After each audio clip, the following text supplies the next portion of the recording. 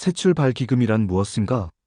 세출발기금은 코로나19로 어려움을 겪고 있는 소상공인과 자영업자들의 채무 부담을 덜어주기 위한 정부 지원 프로그램입니다. 기존 채무를 대폭 감면해주고 상환 기간도 늘려주어 경제적 재기를 돕는 것이 목적입니다. 2025년 달라진 주요 내용. 기존 세출발기금과 비교해 이번에 크게 달라진 점들을 살펴보겠습니다. 첫째, 원금 감면율이 최대 80%에서 최대 90%로 확대되었습니다. 이는 채무자들에게 매우 큰 도움이 될 것으로 예상됩니다. 둘째, 분할 상환 기간이 기존 10년에서 최장 20년으로 대폭 연장되었습니다. 이로 인해 월 상환 부담이 크게 줄어들게 됩니다. 셋째, 지원 대상도 확대되어 더 많은 분들이 혜택을 받을 수 있게 되었습니다. 신청 자격 조건. 세출발기금을 신청하기 위한 주요 자격 조건을 말씀드리겠습니다. 소득 기준은 중위소득 60% 이하입니다. 이는 가구 소득을 기준으로 산정되며 저소득층 소상공인들이 주요 대상입니다. 채무 규모는 총 채무액이 1억 원 이하여야 합니다.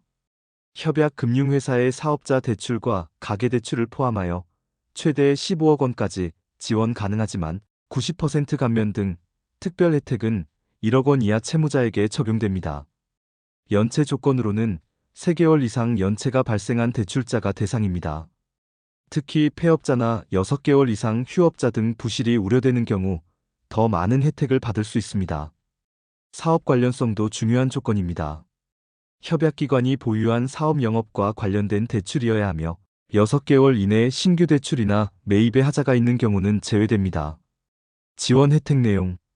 세출발기금의 구체적인 지원 혜택을 설명드리겠습니다. 중위소득 60% 이하이면서 채무 1억 원 이하인 저소득 소상공인의 경우 원금의 최대 90%까지 감면받을 수 있습니다. 예를 들어 1억 원의 채무가 있다면 최대 9천만 원까지 탕감받을 수 있다는 의미입니다. 나머지 채무는 최장 20년에 걸쳐 분할 상환할 수 있어 월 부담을 크게 줄일 수 있습니다. 일반적인 경우에도 최대 80%까지 원금 감면이 가능하며 10년 분할 상환 혜택을 받을 수 있습니다. 신청 방법 및 절차. 세출발기금 신청은 다음과 같은 방법으로 할 수 있습니다. 먼저 한국자산관리공사 세출발기금 홈페이지를 통해 온라인으로 신청할 수 있습니다. 신청서 작성과 함께 필요한 서류들을 준비해야 합니다. 90일 이상 연체된 무담보 채무가 있는 경우에는 세출발기금에 직접 신청해야 합니다.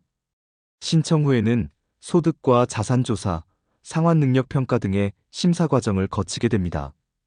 예산 규모 및 수혜 예상 인원.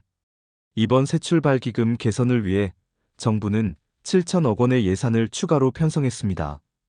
이를 통해 약 10만 1천 명의 채무자가 혜택을 받을 것으로 예상됩니다. 주의사항 및 유의점. 세출발기금 신청 시 몇 가지 주의사항이 있습니다.